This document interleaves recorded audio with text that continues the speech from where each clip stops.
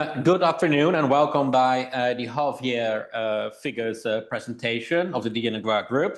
Thank you, and we're happy to have you back. So far, quite a remarkable year where we had record results in Q1 as well, and now after the first half year, it's the best first half year ever in the history of the DNAGRA.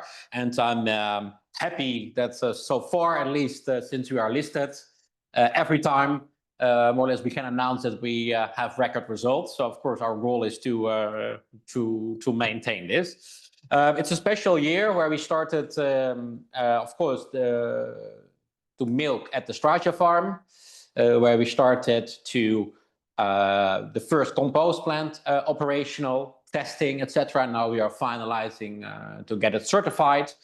Of course, we had change in the management team. We announced a 5-year strategy with four scenarios of 2030.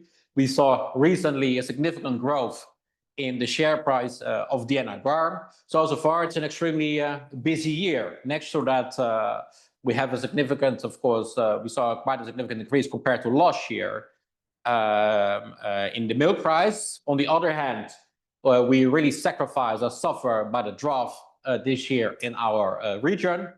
So it's quite a busy year with lots of activities, lots of moments where the management team needs to act, to either purchase on the right time food, etc. on the market, to be competitive and to think in advance. So let's go to the first slide. Of course, founded by my father in 2008, listed on 22 of the stock exchange, one of the fastest growing companies on the aero market. Currently, we have a herd of over 16,000 animals. In the coming years, we will grow that to 20,000, and then in 2030, of course, we estimate around 30,000 in case the other plans that are announced in the strategy are implemented. The crops we see over there, currently we have 5 farms. Of course, it's different than last year. We have now 5 operational farms and 1 compost plant in the group. And since a while already, we are the largest milk producer in all of the EU, including the UK. Then we go to the next slide.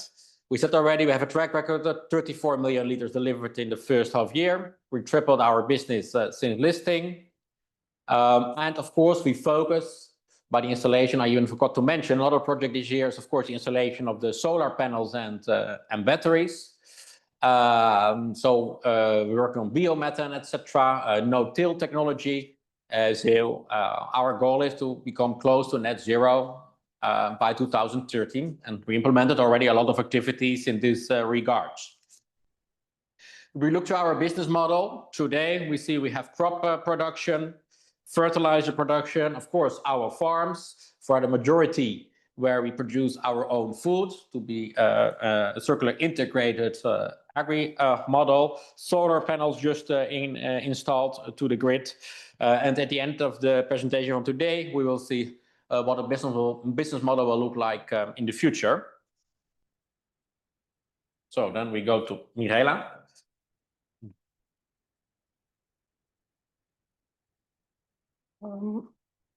Good afternoon and welcome everybody. Thank you for your interest and presence today. In this presentation, we will review the recent financial results by highlighting the evolution of revenues, profitability, and other key indicators in order to outline the overall picture of the company's performance.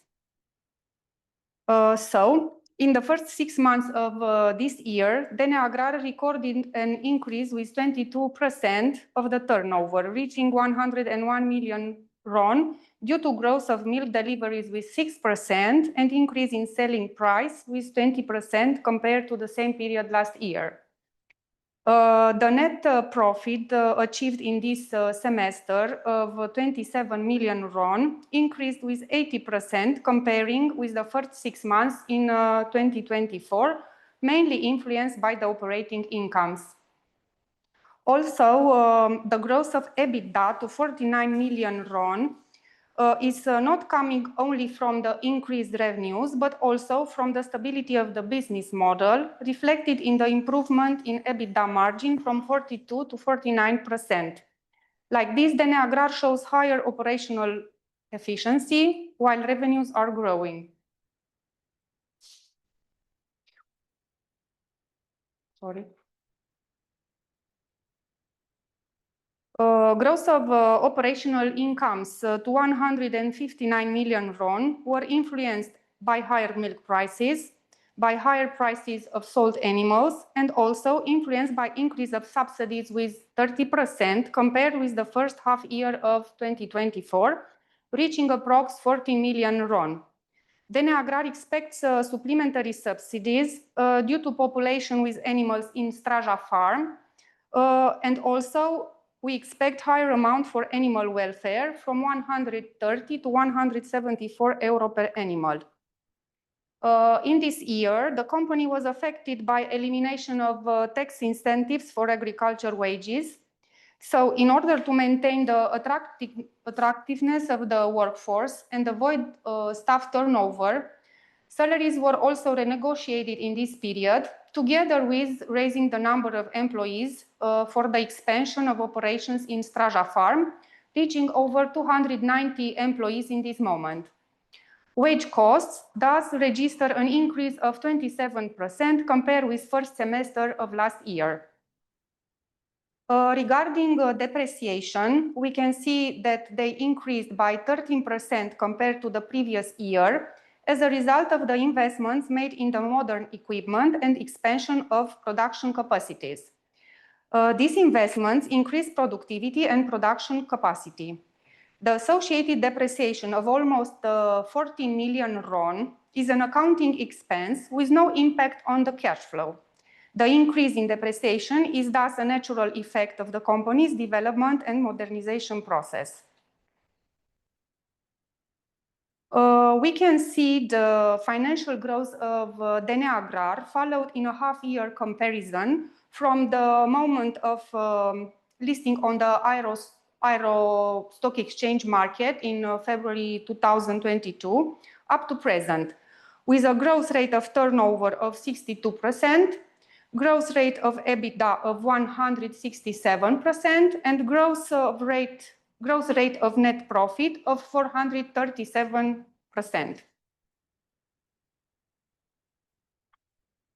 In the first semester of 2025, the company's operating revenue grew by 20%, while operating expenses increased by only 10%, leading to a 72% improvement in operating profit and an increase in operating margin from 27% to 38%.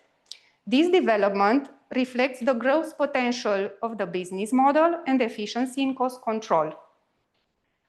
During the period under review, we can see a financial loss up to 6 million RON as a result of the depreciation of the national currency against euro, which generated additional costs with the revaluation of foreign currency denominated debts.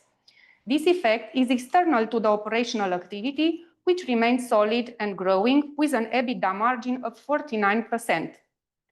Net profit increased in this period by 80% compared to the previous period last year, from 15 million to 27 million RON, due to solid increase in operating profit with 72%. The development underlines the company's ability to transform operational growth into net profit. Also in this period, the company increased its debts to the banks and leasing companies in order to finance the purchase of equipment and modernization of production capacities. This approach allows for increased activity volume and improved productivity.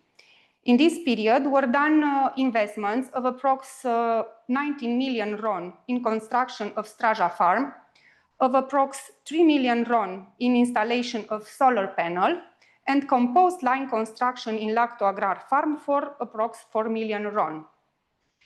DN Agrar leased also new agricultural machinery for 6 million in the same period, consisting of tractors, loaders, trailers and the mower.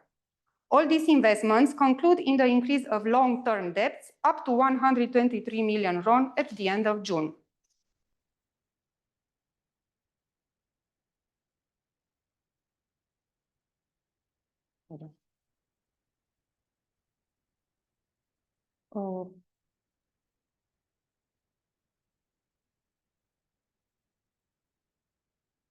We saw also an increase in the equity up to RON 190 million, directly correlated with the acquisition and development of the new assets, which reflect the company's policy of financing growth through its own sources, maintaining a healthy balance between equity and debt. Total assets at the end of June reached the value of RON 393 million. The equity per total assets ratio improved in comparable periods from 45% to 49%, which shows solvency and financial stability of the company.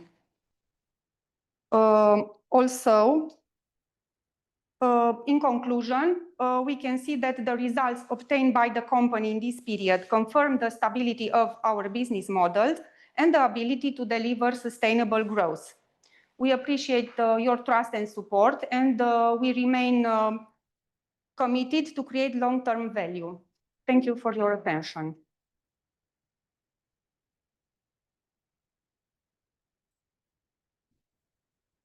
Thank you very much, Mihaela, for the extensive explanation of the results for the first half year. Then we move quickly on.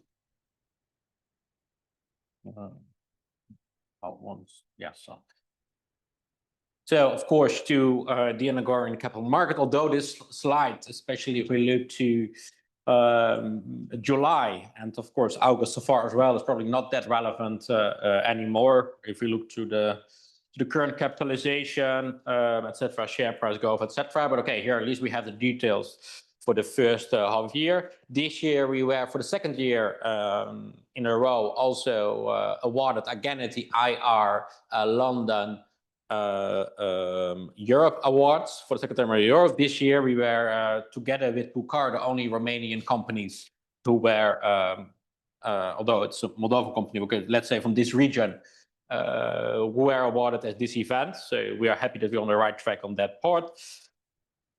If we look to the share price growth, as I said, it's not that relevant, but of course it's a conference about the first half year. We see here 1.74. Currently we are around 2.8 or whatsoever, and hopefully soon we will reach 3.12, which means would mark the market cap of 100 million euros. And we said always that is one of the conditions that we should be at least close to this market cap to do the upgrade to the main market. Here we see the share price growth compared to BET Euro Index and the BET Index of the Bucharest Stock Exchange. And here it shows clearly that we are outperforming both indices already for quite a long period, I would say so. Then regarding the main markets, although in our strategy is mentioned, of course, 2028 estimation, we will come with a more or less a final decision. It's our goal by the end of this year, where we will announce a time frame when we expect to go to the main market. I can give you some updates on IFRS. We restated the starting value for IFRS 2023. The restating of IFRS 2024 is almost finalized. It will be finalized next September, as well as we will have the first half year figures in 2025 restated into IFRS. We will, regardless of we go to the main market or not, we will start to publish IFRS 2025 annual results, as well as that we will publish from next quarter, from 2026 Q1 in the local GAAP and IFRS until we do the movement to the main market. And our goal in the future, of course, is to report solely on IFRS. I think it will be interesting. So as soon as we have something to share, we will share also previous years with you. What we see over there is, of course, we go from cost calculating value to fair value. So that will have an impact on how you present the figures. Especially we saw in the last couple of years, especially last 2 years and last year, a significant increase in the value of livestock throughout Europe. And it's all done by Mazars. The IFRS restatements are done by Mazars, as well as the valuator where we work with, that will be also audited. So that for everyone is fair. But we saw that generally internationally, the most used method is the fair value method internationally. So that's the reason we have decided to move to the fair value method. But in the coming period, you will see what is the effect on the results. But it means quite, what I can share already, it means quite an improvement in the results compared to today. Then we go further. So to Adina, the CEO.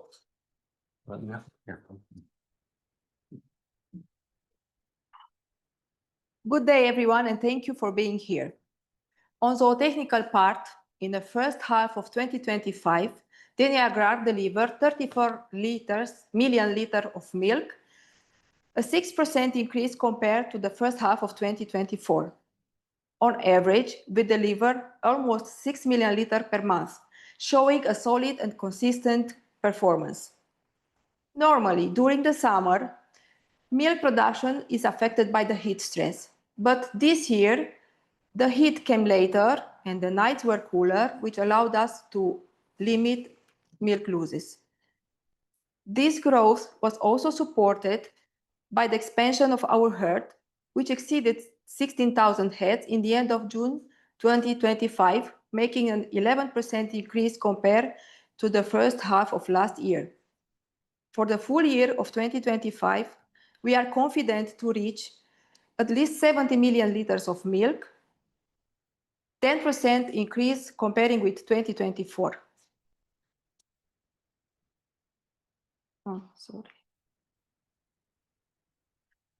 Turning now to agriculture part. The soil moisture map published by the National Institute of Meteorology and Hydrology on June 30, 2025, confirms the severity of this year's drought. Our region, as you see on the map in Transylvania, was the most affected area in the country. Normally, drought is more frequent in the south or in the east of Romania, while the rainfall here is more generous. This year, however, the precipitation dropped by half.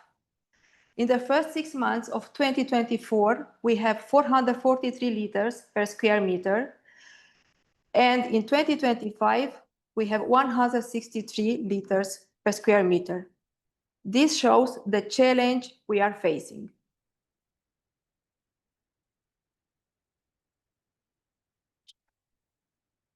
Field production. Crop is closely linked to the rainfall. Wheat and triticale silo were less affected this year because they used the soil moisture stored during the winter. As a result, their yields remain more stable, with around 5.2 tons per hectare both years per hectare, and triticale 21 tons per hectare compared with 31 last year. By contrast, corn silage and lucerne silage are strongly affected. Corn silage, in this moment, we are harvesting one of the main feeds in our system, dropped from 31 tons, over 31 tons per hectare last year, to estimate this year 15 to 20 tons per hectare. Lucerne was also strongly hit, falling from about 20 tons per hectare last year to 7 tons this year per hectare. We still have one more cut to do to lucerne, but it's already clear that the crop has been affected. What we see now in our fields confirms this. In the areas where we use minimum till, crops are less affected compared to conventionally worked fields in our region. In this context, we also decided to fully expand our minimum till technology. With this method, we are able to retain more water in the soil, to reduce labor cost, cut fuel consumption, and ensure a more sustainable crop management system. To cover our feed needs, we purchase additional food from the market. Fortunately, not all the regions were affected in the same way by the drought, which allowed us to buy to a good price from the market. The price of rapeseed meal, one of the main sources of protein from our cows, has decreased compared to last year. Also, cereal prices in general were not as high as in the past affected. These factors help us to reduce the financial impact. Thank you for your interest. Peter?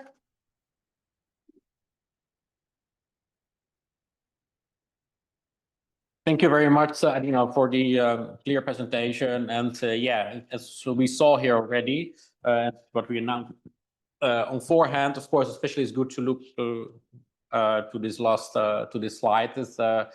As Adina mentioned, we have one more harvest of Lucerna to go, so that number will increase, but but okay, it's clearly that it is, as Adina mentioned, it's affected. And with the corn, yeah, that is currently on the road. That is one of the reasons we started already early this year to acquire extra feed costs for the animals, and that we need to do. And it's an extra argument, as we can see here, that we want to invest in this wheatgrass production, because with a fast-growing herd, not significantly free lands, let's say, that we could easily consolidate or add to our current 10,000 hectares that we work. It's a clear direction that to sustain and to be protected by heat wave, etc., as well as by market fluctuations. And it's not only the number of tons, but also the quality is affected, which will have later consequences, of course, as well for the health and milk production of our animals. So with the fast growth, we think also of Coot 2 and maybe even in the future Strasia 2, it's clearly that we need to take some strategic decisions to ensure our feedstock in the future as well, to have nutritious, healthy, high quality food for our animals, at least from our part. And it has not only considered we have less tons, but we will come later to the outlook. And there I will share a bit more about what we see now already, of course, that our feed costs in Q3 are increasing. Luckily, we benefit from a very good milk price at the moment, but of course, the feed cost will be higher than in Q2. So then we go to the next slide. So we go to the Strasia farm, as I mentioned already, a farm of 5,000 animals, where we started already a while ago, 2024, the construction. Since March, we are milking the first cows over there. And since then, we gradually populated the farm. By the end of August, it's almost, we will have 1,800 animals. And especially that subsidies are based on head of animal, as well as the number of liters of milk. Our goal is to populate as much as we can the farm up to next year, March. We estimate that we will go over 2,000 animals. We will come up later in the year with a more accurate update how many it will be, but probably it will be somewhere between 2,000 and 2,500 animals. Then next year, the population will go further. And by the end of 2027, our aim is to reach 5,000 dairy cattle over there. So here we can see the latest update of the pictures. This is from above. We more than invite you to join us on our Investors Day, of course. Then you can see in reality what is the size of the farm and what type of equipments are used. Here we see the second milking parlor. Also, we see now the orange layer. It's put on it. We have here the two milk tanks. And then we go to the compost facility. So this, so of course, we announced at the beginning of the year, financed by bank financing, the second compost facility at the Lacto Agrar farm. So currently we have a production capacity of 7,000 tons. This year we budgeted to sell outside of the group 3,500 tons. Our aim is still to reach that level, but that depends also a bit if we receive soon the certification for the organic fertilizer. We are quite advancing with that. It goes a bit slower than expected. And of course, by the end of this year, it is on the boat, the second plant. The second plant will become operational, and with that, we double our production capacity to 14,000 tons of organic fertilizer. That doesn't mean next year that we will sell 14,000 tons outside of the group.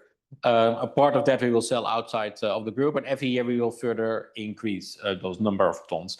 Next to that, of course, we started the procedure to receive certificates, voluntary certificates. We are quite advancing on that behalf, and the first certificates could be already received by the end of next year. So then, of course, here we see the compost plant again. Then a small update regarding the biomethane. Of course, we signed, as we announced on the stock exchange, the supply agreement and the development agreement. Also, the acquisition of land is finalized. So now all permits are trying to be obtained, and then the final investment decision will be next year. So for the rest, there are not that many updates now. It is just acquiring all the documents that we need so that we have a final project with all the documents and permits in place. And then the final decision will be taken next year. What we see, but okay, that is only rumors from what we hear from sources around the government, because one main element is, of course, injection into the grid, or I would say even the most important element to implement this project. From what we hear from sources around the government is that there will be a favorable decision in these regards in the autumn. But no, it's an uncertain world, so we never know what will happen until then. But so far, that looks at least that it's going into the right direction. As we said many times before, we estimate a minimum of 3.5 million euros of turnover. From that, we deduct, of course, the transportation costs, as we are responsible for the transportation. But a part of the farms of the plant will also be connected by pipes directly connected to the farms to transport the manure. It's nice.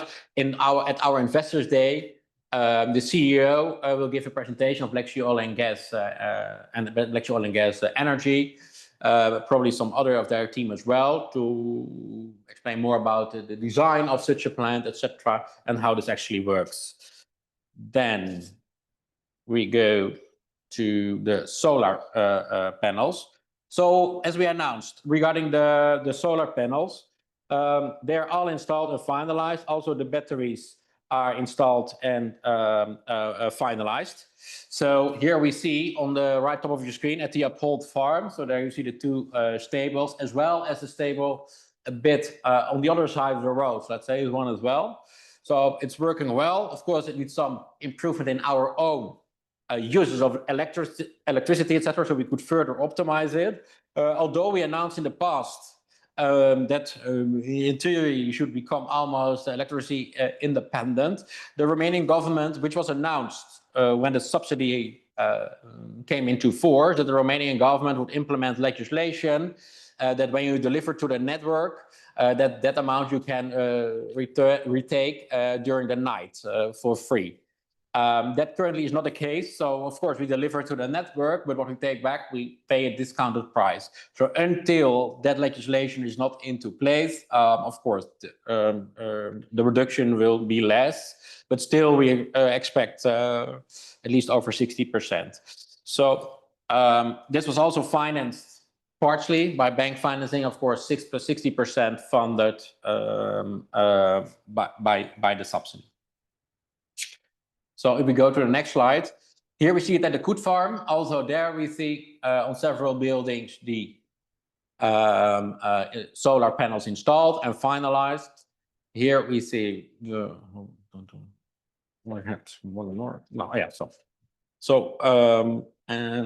here we see as well on the roofs. Oh, sorry, now I go too fast. So, and on the second picture, we see at the Lacto Agrar farm on the top as well. It's a bit harder to see to the sun. It's on the first building, and if you look to the building behind, it's full of solar panels as well. Then we go to the outlook. Do I go correctly? Yes. So here. So we wrote the outlook also in the report. Generally, as we said, how we create our budget every year, we use the average milk price of the previous year. Of course, so far that is our main income stream. In the coming years, we start to diversify. So, but so far that's a clear indicator. that we use. And of course, so far we saw in the first Q1 we had almost approximately a bit over 20% higher milk price. In the second one, a bit lower, but also around 20%. In the third quarter, we expect more or less the same. We expect a bit of a lower milk price than we had the rest of the year. So probably it will come out around 18, maybe 19%. But more or less, we expect not exactly in the same figure, but more or less in the same pace as the rest of the year, that this quarter will be a strong quarter. But I mentioned already, we have higher feed costs, which will put pressure on our margins. On the other hand, you could also see we have quite an increase in milk supply, what we saw in July. Beginning of September, we will see the results for August. So generally, we expect another relatively strong quarter. And then if you look to Q4, we have a recalculation of the production costs due that we need to split the cost now to less harvested tons. As you could see, it's half of it, or sometimes even less. Of course, this will have a negative impact. That doesn't mean that we expect that the Q3 results, let's say that we had 2 years ago, that the Q3 results are almost the end result. We still expect so far, as far as we can see, but we don't know the milk price for that period. But if we look to the European prices, more or less, the price will remain around the price that we currently receive. We still expect to also add a profit for Q4, but of course it will be impacted by the draft of this year. So taking all this into consideration, we will come up with a budget update, with a positive budget update, which will show an increase on the 9th of September. So overall, the year is looking good, and yeah, we expect a strong year. Here we go to the European and the local prices. So what we see is quite stable, as I mentioned already. The line is more or less following, and we expect more or less that for what we see for milk that is already contracted for December, etc., it's around these kind of prices on a European level. So that should be a good indicator, at least where the large factories or processors expect the market to go. If we look to the amount collected at the regional level, we see a significant reduction in Romania as well as in Bulgaria. Especially, it's quite noticeable due to the fact that the last couple of years we saw an increase in the collection of milk in those two markets. And we see also, and that of course is a bit more problematic, is that Romania, the average milk price for collection here in Romania is the lowest in all of the EU. That is of course concerning, and we see this trend for a longer period. One of the reasons we think is, of course, a price cap on any type of product is never a good idea. This could be one of the reasons behind it, because it corresponds more or less with that period. But even Hungary, let's say, the neighboring country, or even Bulgaria, has a higher average milk price. If you look to the estimation for our milk price evolution, now it's clear the green line is 2024, the purple line is 2025. What we see is the whole year so far, we are quite above, and there we put our estimation up to September. So there we see a small decrease in our milk price. Partially we will compensate it to further increase the liters of milk produced. By our year, we budget on a 10% increase. That means a production of 70 million liters. Last year we had 63 million liters of milk. And we are confident that we will reach at least the 10%. When we come with the budget update, although it could be that we produce more than 10%, I think we will stick to this 10% estimate. So more or less we will take into account the average, significant higher average milk price that we have received so far, acquiring feedstock, what we need to do from the market, and of course, as far as we can exactly calculate it already soon, the recalculation of the production cost. Then we go to our scenarios to 2030. Now there it is clear where we want to go. It's good to notice that in those scenarios, not all plans that we have announced in our strategy are included, just simply because not all figures are exactly there. Certain investment decisions need to be taken as well. As I showed you already, we saw there that Romania receives now the lowest milk price in all of Europe. Also, we mentioned in our strategy that, for example, we will only invest in the Straße 2 farm in case we are able to invest in this factory where we can separate skimmed milk and cream to allow us to further export the milk. To give you now an idea, we started more to export to Greece at the moment. Currently, that is the highest milk price that we receive from all our clients, from the milk that we export to Greece. So that is quite a strong milk price, if you can imagine, because it is still you have an extra transportation cost, etc. And of course, we see that there's a really strong market, as well as Northern Italy, as I mentioned, although Northern Italy at the moment is partially affected due to the tariffs implemented by the Trump administration. But it is clear that if we want to grow further with milk production or in a more significant way, that this is the time with such a good milk price to start to analyze how can we strengthen our negotiation position with processors, and how can we diversify markets, but also client profile. So of course, if you could start to produce cream, etc., you could sell this also to bakery factories or Nestle or Unilever or these kind of companies, as well, of course, to other processors as well. This you could still sell to Lactalis, but you could also sell this to Greece, etc. So it's not necessarily, when we look to diversify in this regards,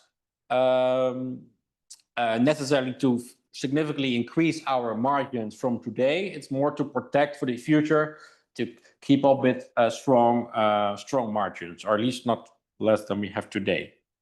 And I think it shows also the capabilities of the management team to think strategically. That was one of the main things when we developed the strategy. We did on scenario planning to see, okay, what could be the risk in the coming years, how we can strengthen our negotiation position, how what can happen if we look to subsidies on the European level, as well as taking the Romanian milk price in control. Then you have two options: either to be able to open to new markets and different client portfolios, or not to construct more farms here in Romania, but to look to construct farms in other European nations to reduce the risk. So if we go, I was talking a little bit about our strategy. There we announced 6 pillars: milk production, compost. Milk production we do already, and in the coming years, by 2030, we will produce somewhere between 150 and 200 million liters of milk. Green energy, solar, but also, of course, our biomethane plant, as well as other sustainable practices. I didn't mention it already. The implementation of no-till technology is extremely successful so far. So that was a really good decision from our agriculture department. Then we have vertical farming. Currently, we are analyzing and testing in the Netherlands. At the moment, we are testing in a location in the Netherlands to replace 20 to 30% of our feedstock with wheatgrass, constant fresh. You sow it, fully automated. You sow it, and after 6, 7, 8 days, you harvest it. We started to look for a daily output of 40 tons. We are now looking even to further increase that number of tons. And that gives fresh food with a constant protein level of around 24%. Now we are testing if we could even increase further the protein level for our animals. We will give quite an extensive presentation on our Investors Day, also the company where we cooperate with and where we do the testing with and where we possibly will buy the technology from. Their CEO will come over to Romania, to Straße, and to give a presentation as well. So another reason to join the day. Well, if we look because we announced a lot of projects in the strategy. I don't know, it are almost 80 pages, I think. And I know you're all very busy, so we try to summarize a bit the strategy. Of course, this year we have the Strasia farm, compost and solar panels. Compost is on its way, finalized by the end of this year. Solar panels finalized. Strasia farm ongoing, finalized in 2027. End of August, first 1,800 animals. Of course, the Strasia farm this year contributes to the increase of milk, but it's not that every cow that enters the Strasia farm, you can just add the liters of milk on a consolidated level, because of course, a part of the animals are moved from the Appold farm to the Strasia farm. So milk is taken away from the Appold farm and is then produced at the Strasia farm. Generally speaking, also we see we see at least an increase per liter also at the Appold farm, because now we are moving those animals, so there comes more space, it's more quiet, etc. So we see also step by step there an improvement. Because of course the investment we made at that farm is for a production of 100,000 liters per day. We are not there yet, but at least every week or every few weeks we see a slow but steadily increase over there. Then in 2026, the vertical farm in Koet should be operational. So our goal is to present to you investors this year the financial plan as well, the business model. And it's not only financial, so it's not, you cannot quantify everything that you will also see during the Investors Day. Of course, it competes with a purchase of soya, it competes with purchase of rapeseed or conventional produced crops.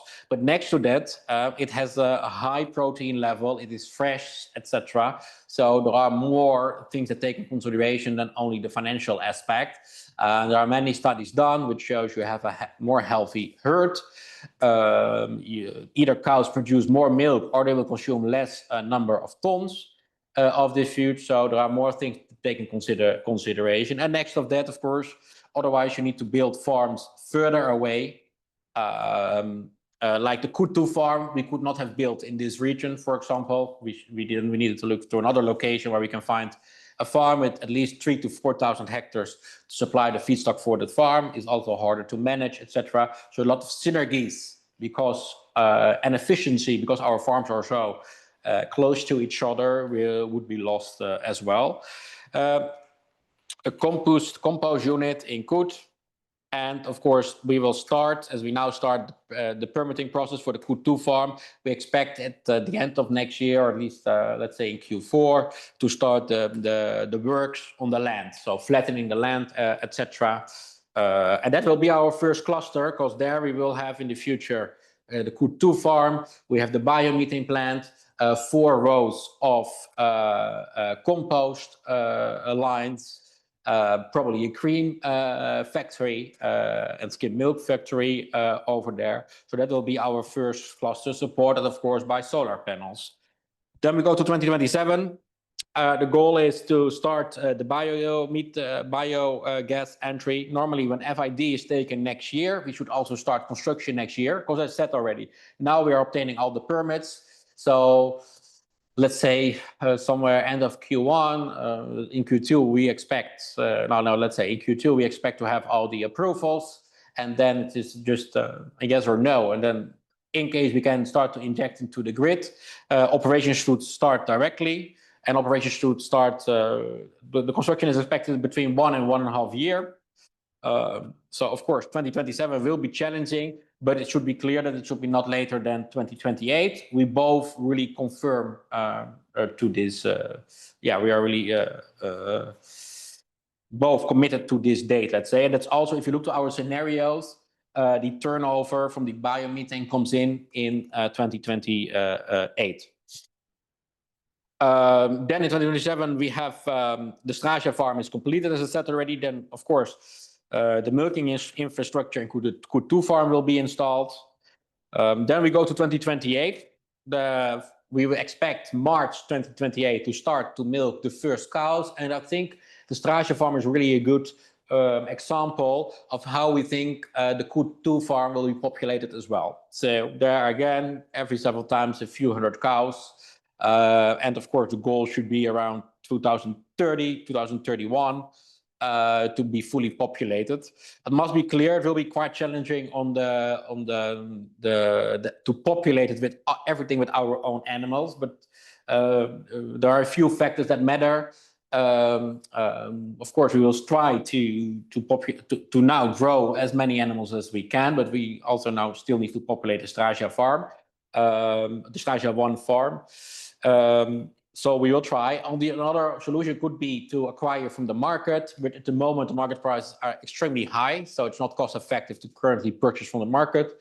Think of around 2,800 euros for a cow. So as I said, this depends a bit if we will fully succeed 2030, 2031 on the situation, on the market situation of animal acquisition.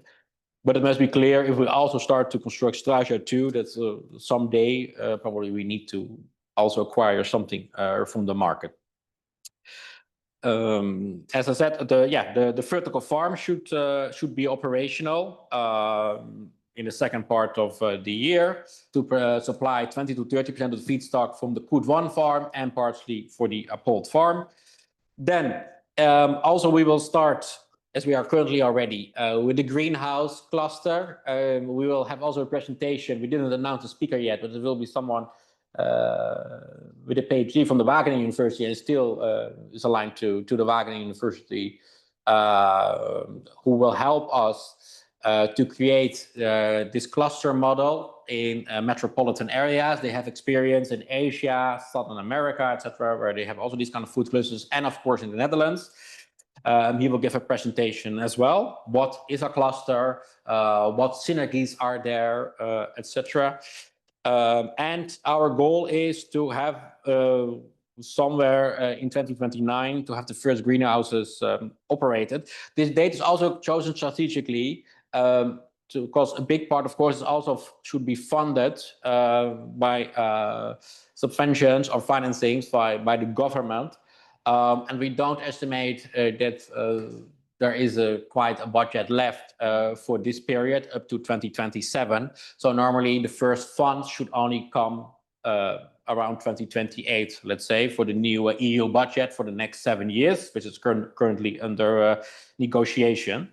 As well as, of course, we need to finalize the upgrade to the main market. We would like that pension funds or institutional investors participate, so this takes a bit of time.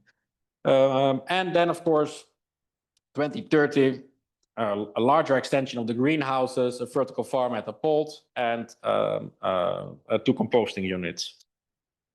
So then we have all of this. Then the business model, how it will look like in 2030. So something you saw already, still the strong circular agriculture model. We still do where we are strong at milk production, 150 to 200 million liters. We see biomethane, compost, circular. As I mentioned already, our goal to be net zero around 2030, or close to net zero. Vertical farming, that should for all the farms supply at least 20 to 30% of its feedstock. Solar panels, etc. And of course, the other thing is the greenhouses, as well as to valorize in a different way the substitutes from raw milk. So as I said, one thing is the cream and skim milk. Other things we could look at is milk powder, butter, etc. Then we go to the Investors Day, as I said already. So far, we have already over 120 participants confirmed. We already have twice called the company who provide the tent for the event at the Strasia farm that we need a larger tent. As we can see over here, it will be at our Strasia farm in the Bergin in the Bergin area. In the morning, we will start with our strategy, the business segments. We will show some market research, etc. Then we have a panel about organic fertilizer. For someone from Japan, from Koshin, will participate. Logix, that's the company where we are working on with the technology for the wheatgrass production, will participate. And of course, we ourselves will participate. Then we have ING's outlook on the agri-food economy and regional competitiveness. He will explain partly around the current financial situation, as well as about the vegetable production. So think of greenhouses, etc. Their perspective on the deficit, if you can expect tax increases or not, or further tax increases, and on the dairy sector as well. We have a site visit to the Straja farm, then a lunch, then Diana Guar, together with Black Oil and Gas, will present the biomethane project. The DNAGRAPS, after that, we will have the DNAGRAPS project pipeline, the agri cluster, as I mentioned already. The director of the Wageningen Metropolitan Food Clusters will give a presentation. We will have a Q&A, and then we have 2 optional site visits afterwards. There we can visit the Koet 1 farm, and we can see the Koet 2 first cluster location on the other side of the road, as well as after that we will have a short visit as well at the Appold farm and of our first organic fertilizer plant. So let me see.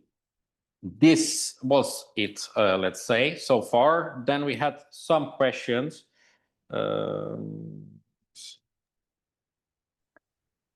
I will read you the questions that we receive in advance. Good afternoon, everyone. So the first question is related to the 4 scenarios and to the fact that as already at least 2 quarters passed and another half from the quarter 3, in which scenario do you believe you are currently?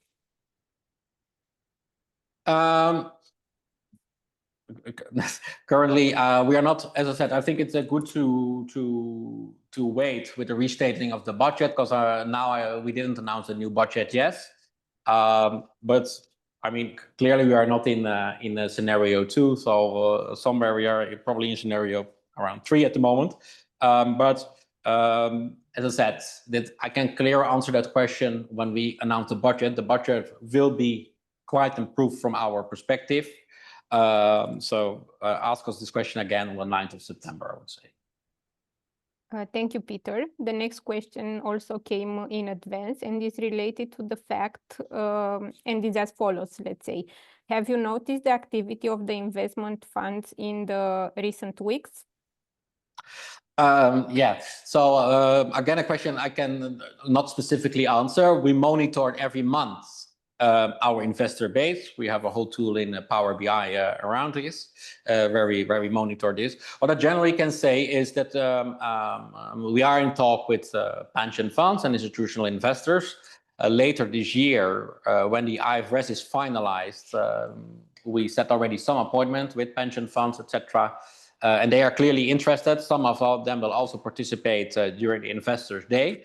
I'm confident, but you never know. I mean, we're not going to the main market yet, but so far the feedback is really good. And from what I understand, they would really like to see us to the main market. So, of course, we don't go for no reason later this year to Bucharest and to talk with these kind of investment funds, because the interest is there. There we explain our strategy. Currently, we are working on an internal evaluation report, etc. as well. So we will become strongly prepared to those meetings. And yes, we expect to convince them to invest in us. That I can generally say. Of course, we see that the liquidity is extremely good. Also yesterday, we have a really high liquidity. We compare now many days with the top 10 at the BET index on the main market. So that is promising as well. That yes, of course, our goal is to be as soon as possible in the BET index, as soon as we do the upgrade to the main market.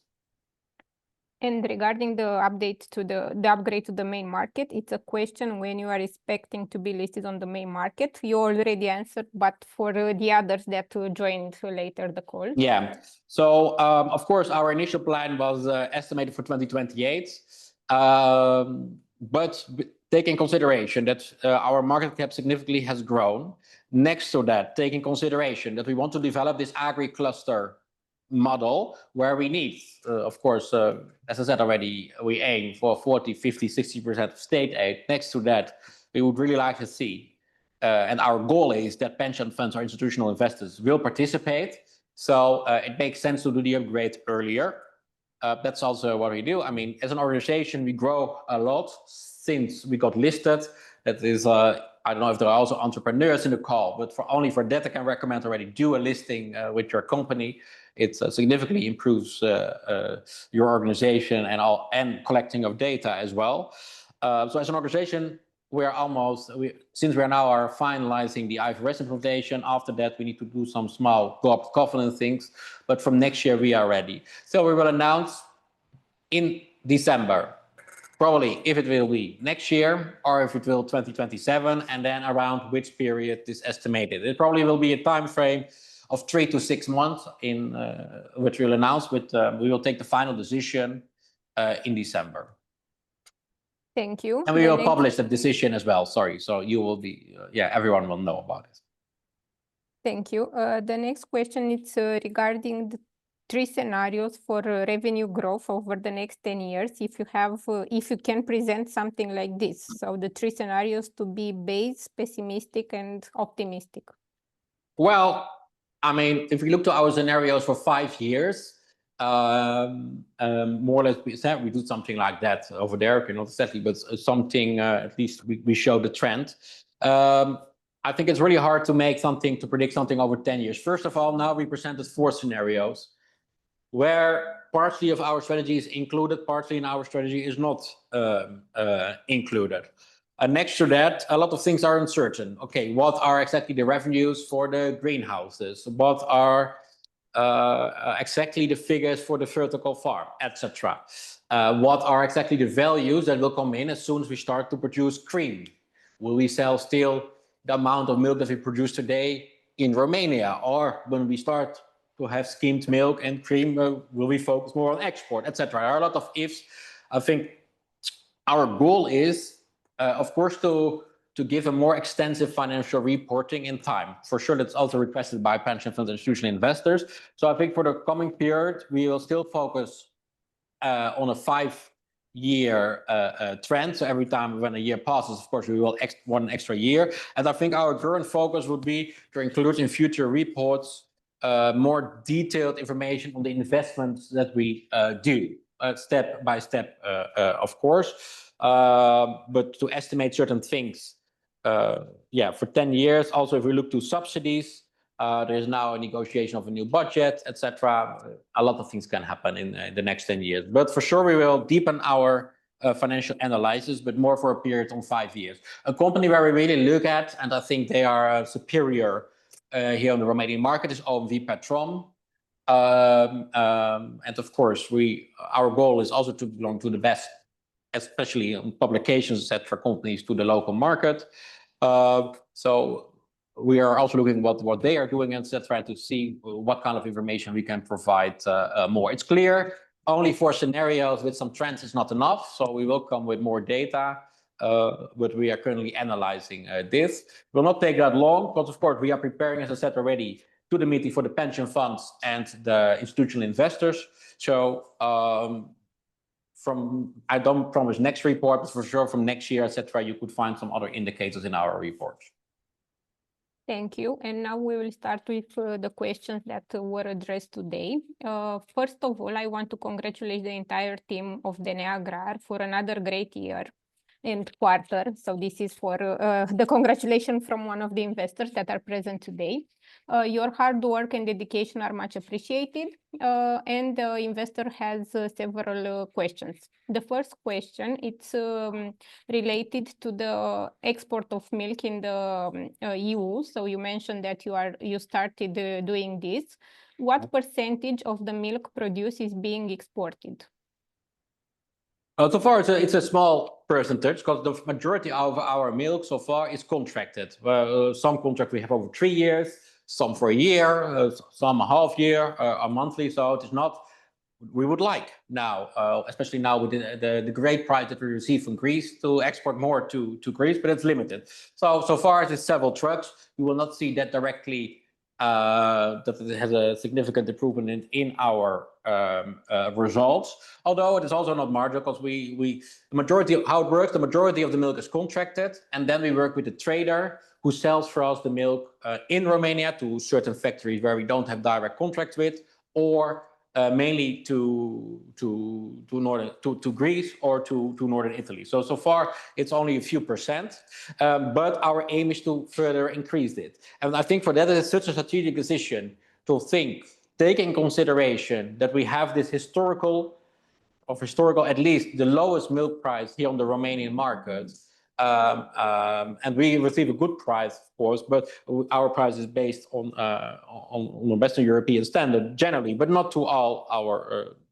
Again, generally it's made of that, but I mean to Greece, for example, as I mentioned already, we receive a higher milk price. For that, to invest in a factory where we produce cream and skimmed milk, where we can export further, it will help us, as I said, it will strengthen our negotiation position on the local market, as well as it gives us more opportunities to export further. But as I said, I think for now, as I see on the scale of the Romanian market, of the processes on how much milk they can process per day, per week, we see the clear trajectory so far, but okay, everything can change, is that we look more to export in the future. So especially the milk that we now produce from Straja, we export, for example. Now, and milk production is increasing there. Soon, I think we will have another truck per day that we can export as well. So the relationship is quite good there. And the next trucks that will become from Straja, so when we are adding animals and improving milk production, will also be exported. When we have the Q2 farm, probably that milk will be exported. The Straja 2 farm will be exported. But first we need to build up this market. And then we will see. Maybe only the Koet farm will do in the future skimmed milk and cream. And another one could maybe think of milk powder or whatsoever. We will see what is the best mix. And that also depends if you will export or not. If there's only skimmed milk and cream, probably it will be exported. Although we could also look to local bakery factories or local Nestle or these kind of companies where we could sell food producing companies where we could sell these products as well. So it opens to multiple markets. But clearly the direction is on export for now. Every extra milk that we produce, let's say. Thank you. The next question is, what is the average production lifespan of the milk cows in the farms? And what are you doing with them at the end of the cycle? It's around 5 or 6 years. Let's say it depends on cow. We have also cows of 9 years, but okay, the average is around 5 or 6 years. So cow is 2 years old, then it starts to produce milk for, let's say, 5 years. So the life cycle is then 7, let's say. And there can be two things. Either we sell it to a slaughterhouse or we sell the cow to other farmers. Thank you. The third question from the same investor. Is there a time limit on the price cap on dairy products? From what I understand, they will reanalyze this in the autumn as well. I'm not saying it's the only factor because of this, because we see this trend for a longer period, but especially this price cap, I don't believe this helps. And next to that, we see concerning as well that even the price in Bulgaria is currently higher. So of course, it puts pressure on the price. And of course, it's somehow a bit surprising as Romania still needs to import so much milk to feed its population. Thank you. The next question from another investor, it's related to the number of cows. How you estimate you will close the year in terms of the number of cows? We expect close to around 18,000 animals. Thank you. And now a new shareholder. I am curious if you have any long-term plans to minimize the revenue concentration from a few big players. Yes, I think I think for that is such an important strategic move because Romania is relatively far from Western Europe, let's say, on transportation. I mean, not by heart, but by transportation. So that's the reason we look to skimmed milk, as I said. With skimmed milk, you can, of course, this can be sold in a supermarket. From skimmed milk, you could also make a powder, for example, so you can make different types of products from this, as well as cream. So what we do or we can only extract the water as well of the milk would be another thing. And through that, we reduce significantly transportation costs, so it becomes more interesting, or with bigger margins, to not only to export to Greece, but especially Italy comes more in place. Because now still it's sometimes hard to compete just due to the transportation costs. But if you can significantly lower the transportation costs through these kind of methods, Northern Italy, if you look on the milk price graph in general, has one of the highest milk prices in all of Europe, and it's quite stable as well. As I said, they are currently a bit affected by the Trump administration, but okay, that is hopefully a temporary issue. So to diversify clients, I don't currently, how we are currently organized, it's not really possible to significantly diversify our clientele. So what we do, as I said, skimmed cream, either to sell Nestle, Unilever, think of these kind of companies, large bakery factories, or to export to foreign processors. So of course, that's automatically when you export, but and then again, Nestle, Unilever, there are traders. For example, there is a Dutch multinational who works with large farms.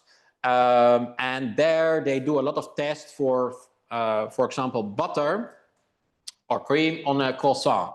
And they now, due to the high butter prices, those Unilever, Nestle, these kind of companies, they mix the butter with palm oil, for example, to reduce the production cost of their thing.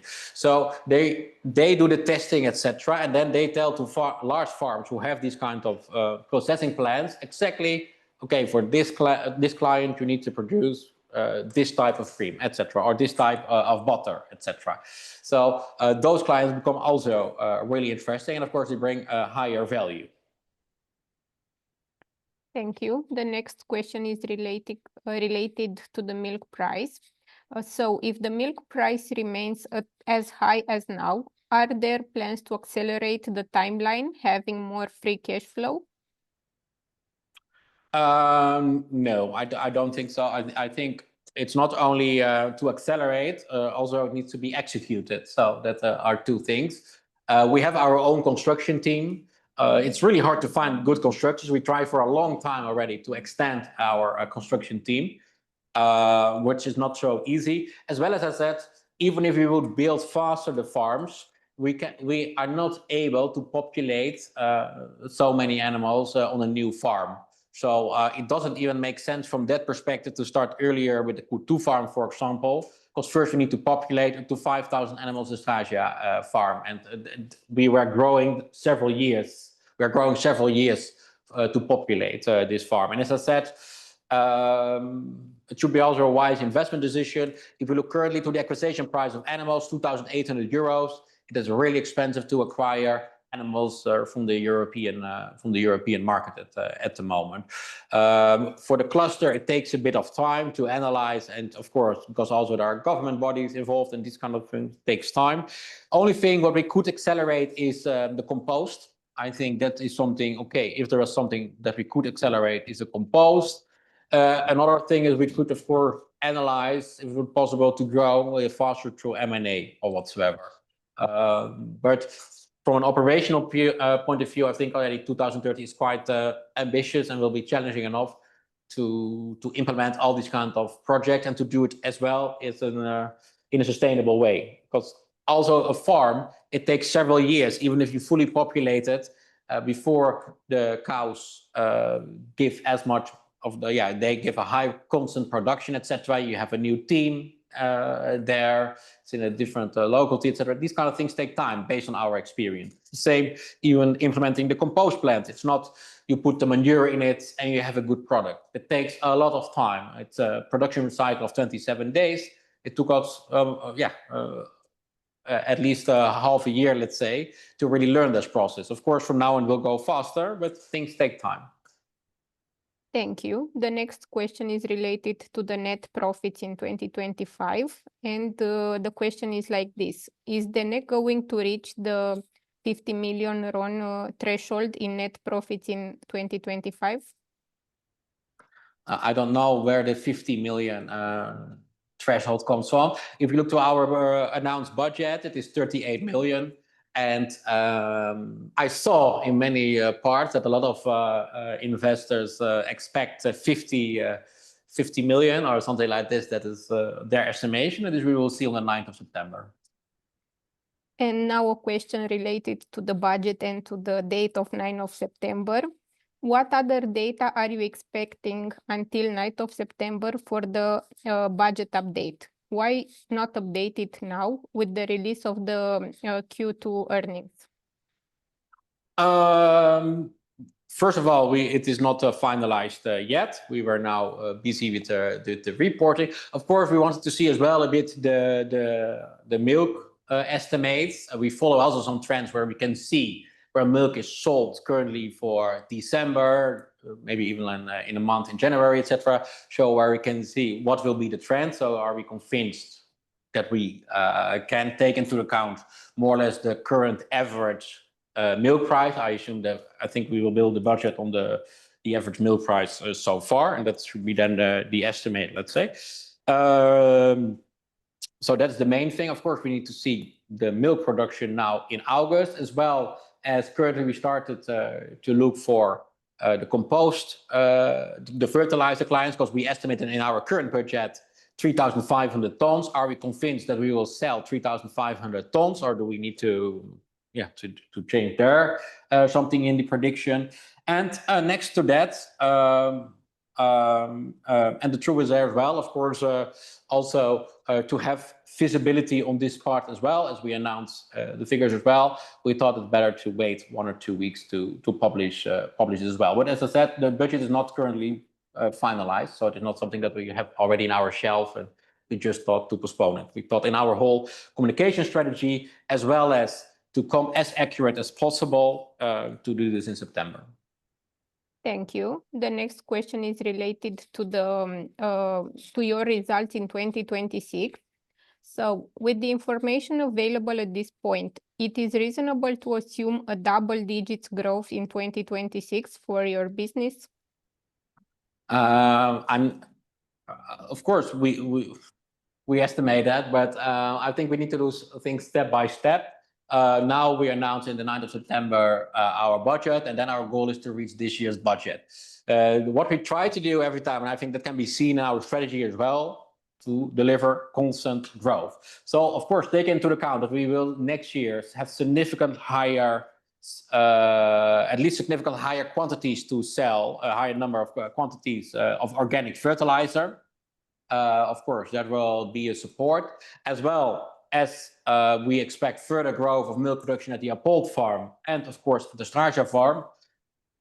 Well, if you would ask me now, but the problem is this is recorded, so you could come back to me next year. But no, so normally taking in consideration the milk price of the current year, if there are no big fluctuations next year, yes, then of course, at least it will be a double digit.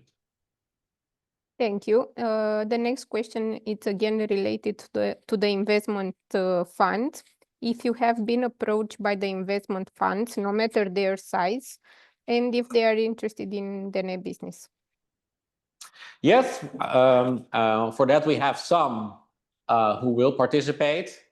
Some also the previous time participated. We now are soon scheduling the first appointments to meet them.